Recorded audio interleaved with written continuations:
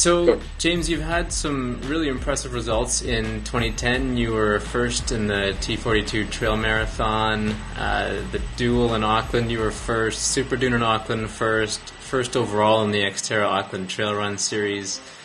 I'm reading this and I'm wondering, when you look back at 2010, what goes through your head? When you think about what you've been able to accomplish, what are you thinking? I had a fantastic year last year, and I guess I put a lot of it down to just some really good quality training throughout the year, and I was just, I guess, fortunate to be the fastest man on the day at each of those races. And what's the significance of that? I mean, a lot of people struggle even just to get out for a short run or something, and here you're posting these great results. I mean, what does that mean? What does that mean for you? What does it mean for me as a person? I guess, the running side of things is just a huge part of my life from a health and well-being point of view. I mean, I'm studying I'm studying chiropractic, so I'm heavily involved in health and well-being. So for me, just getting out there and doing some form of exercise and enjoying it, whatever that type of exercise is, then that's a really important part of me. So the fact that I won a few races along the way is kind of a bonus. I definitely don't run and train to win races specifically, because if I did, it'd be a pretty hollow existence.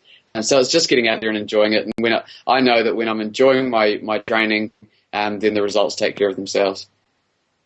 And what are your goals for 2011? Goals for 2011, I had a really big race at the start of this year, a race called the Coast to Coast. So last year I was second in the 2-day race for the Coast to Coast, and then this year I stepped up to the 1-day race, which is the exact same race but run over 1 day rather than 2 days, so essentially twice as hard. So the goal for that one was to finish in the top 10 in under 12 hours. So I managed to finish 8th in a time of 11 hours, 56 minutes and 59 seconds. So I thought that was a pretty good result. So that was kind of the early goal for the year.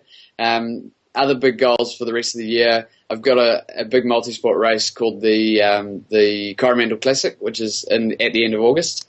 So I've got a wee bit of time before that. But in the interim, I'm running a race called the Root Burn Challenge down in Queenstown, which is one of New Zealand's great walks. And also I'm running, coming over to Sydney to run the Elevate Coastal Challenge. So I'm really looking forward to all three of those races. And then once I get through all three of those, then it'll be focusing on the Coast to Coast all over again.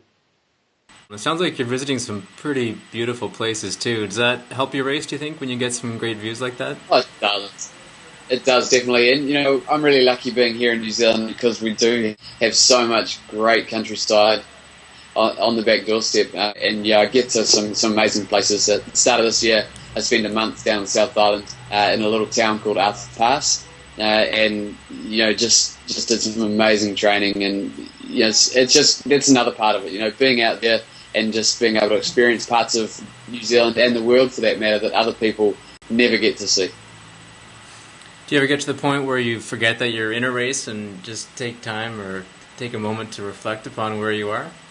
For sure. I mean, I'm all about present time consciousness. So whether in fact, I had a friend ask me last night. I had a couple of exams today, so I had a friend ask me last night why I wasn't, sitting on the bike on the wind trainer, reading my books at the same time. And for me, it was that I said to her, it's really not possible for me because I'm all about whatever I'm doing at that time is focusing solely on that thing. So when I'm running, particularly in beautiful places around New Zealand, I'm so absorbed in what I'm doing that just tend to drift off and be caught up in the moment a lot of the time, which is it's a really great way to live your life.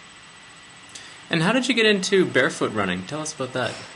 Barefoot running, it's an interesting one. I sort of made a hypothesis a couple of years ago, and the hypothesis was based on the fact that I thought, if I could strengthen the muscles in my feet and the muscles in and around the ankle as well, then and my sort of thought was that if I could do that through wearing FiveFingers, which I'd kind of heard about but hadn't really seen a lot of, if I could do that, then that would have positive application for when I was running in normal running shoes. So that was kind of the initial stage. I got a pair of FiveFingers and started wearing them, and within a couple of months I was sort of going down the rabbit hole, so to speak, of of breaking down the layers and stripping back the layers of the onion and going, hang on, there's something here. I'm getting faster and faster, and I'm really enjoying what I'm doing, and I'm so connected with the earth that I'm running on and everything around me. So it gets back to that whole present time consciousness. And I spent some time with Barefoot Ted 2 weeks ago, and one of the things that we talked about a lot was that for a lot of runners, they get really disconnected, and they've got their iPod on, and they're just out there completely disconnected from what they're doing. So for me, it's been all about reconnecting with what you're doing, where you're landing, how you're landing, the way your body moves, just all the components of running that make up good form and good function, I guess. So you came at it almost from a risk prevention or injury prevention, maybe looking to improve your performance, and then it ended up being almost a spiritual journey. Is that fair to say? Yeah, definitely, yeah. But not losing the scientific side of things at the same time. Realizing that there's a whole lot of research out there to suggest that. You look at any of Daniel Leverman's research. The research suggests that the human foot was designed to land in the way that wearing a pair of FiveFingers or wearing a minimal shoe or running in bare feet forces you to do. So yes, a spiritual and a scientific, and I guess proof for my hypothesis at the same time. It seems to me that barefoot running is growing pretty quickly. Do you think one day everyone will be running barefoot? It's a really interesting thing. I guess, you look 2 million years ago, and yeah, everyone was running barefoot. So whether we, though at the same time, it's important to remember that, even the cavemen and in the Paleolithic days and the hunting people, most of them on rough terrain still use some sort of protection. So hence, a shoe like a five finger, which gives you the minimal amount of protection so you can run on a rougher surface and still be able to cope with that. It's got to be a good thing. Whether we can get back to that in terms of having everyone running in less of a shoe, I don't know. It's going to be a really interesting few years. New Zealand and Australia are way behind what's happening in the States, and to look at what has happened there and what's continuing to happen there. I fully believe that there is a huge paradigm shift happening, and I don't think it's exclusive to running. You look at what is happening in healthcare and nutrition and all the big fields around the world, and for so long we've been dictated to by the big companies with the big money, and over the last 10 years, and I think it's going to keep gaining traction. The little guys out there are saying, this is what you really should be doing. These are foods that you actually should be eating, and this is the way that your body should be moving. And what about the athletes that you coach on an ongoing basis? I guess they come to you because of your style of running and coaching, or are you trying to convince them at times of the benefits of barefoot running? I'm very careful about pushing it on to the guys and girls that I coach. Some of them, you're right, some of them do come to me because I'm involved with the things I'm involved in. Some of them come to me because, as you listed earlier, I've got some good results, so they kind of trade off my reputation.